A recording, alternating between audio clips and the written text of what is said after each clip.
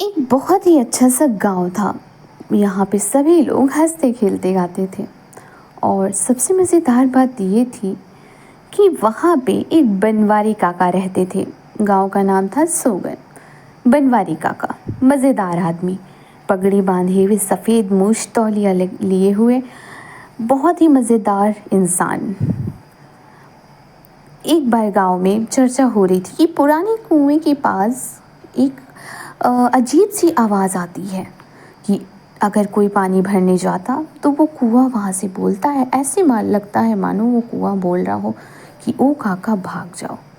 तभी ये सुनते बनवारी काका आ गए और उन्होंने यह पूछा कि ऐसा कौन सा कुआं है भाई जो इस तरीके से बोलता है। गांव में चर्चा होने, अरे भैया जानते हो उस कुएं के पास प्रेत आत्माएं हैं, वहाँ पे पानी भरने के लिए अपनी औरतों को ना भेजना।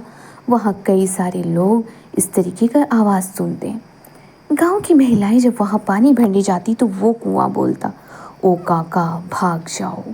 वो एक ही शब्द बोलता, माँ जी ये कैसी आवाज़ है, चलो बेटा चलो, हम यहाँ से कोई पानी नहीं भरेंगे, जल्दी घर चलो।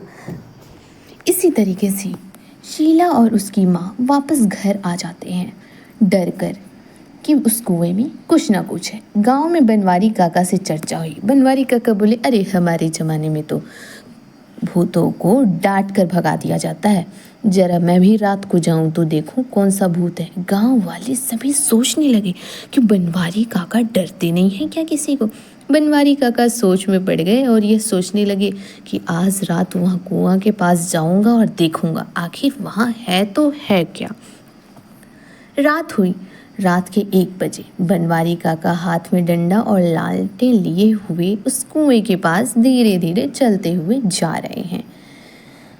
कुछ देर बाद बनवारी काका ऐसे ही वहाँ आसपास टहलते रहे और फिर थक हार कर वो बैठ गए। बैठ कर के उन्होंने कुएं से पूछने लगा, अरे ओ कुआं, कौन है रे तू, कहाँ से आवाज़ आ रही है। बनवारी काका को आवाज़ आई, ओ काका भाग जाओ। बनवारी काका बैठे बैठे उस कुएं की तरफ देखकर बहुत ही बड़बड़ा रहे थे। वह आवाज़ सुनकर बनवारी काका इधर उधर घूमने लगे और देखने लगे, चिल्लाने लगे कि कौन है तू, सामने आ। ऐसे पीछे बोलकर इस तरीके से गांव वाले को नहीं डरा सकता है। वह टहलते हुए बरगद के पेड़ के पास गए। तभी उनको फिर से आवाज़ आई। फिर उन्होंने बात सोचने लगे कि आखिर ये कुआं की तरफ से तो आवाज़ आ नहीं रही है, तो ये आवाज़ आ कहाँ से रही है।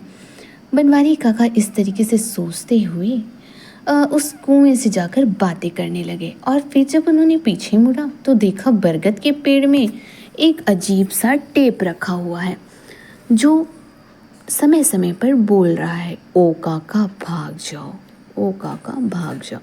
बनवारी काका समझ गए कि ये किसी बच्चों का चाल है। उन्होंने उसे उतारा और वह धीरे से उसे उतार कर गाँव की तरफ चले गए। बनवारी काका जब इस तरीके से वह वहाँ पे रात में गए और उन्होंने ये सारी चीज़ें देखा तो वो उसे लेकर अपने घर चले गए। रात में जब उन्होंने ये सब कहानी देखा, ये सारी चीज़ें सुनी और देखी तो वह हंसते हंसते घर को चले गए। दूसरे दिन सरपंच ने बैठक बुलाई और बनवारी काका ने सारी बात बताई कि ये चिंटू और मिंटू का काम है। इन्होंने क्या किया, बरगद के पेड़ के पास रेडियो रख दिया, जिससे वह कोई भी पानी भरने जाता तो वह रेडियो इसी तरीके से बोलने लगता।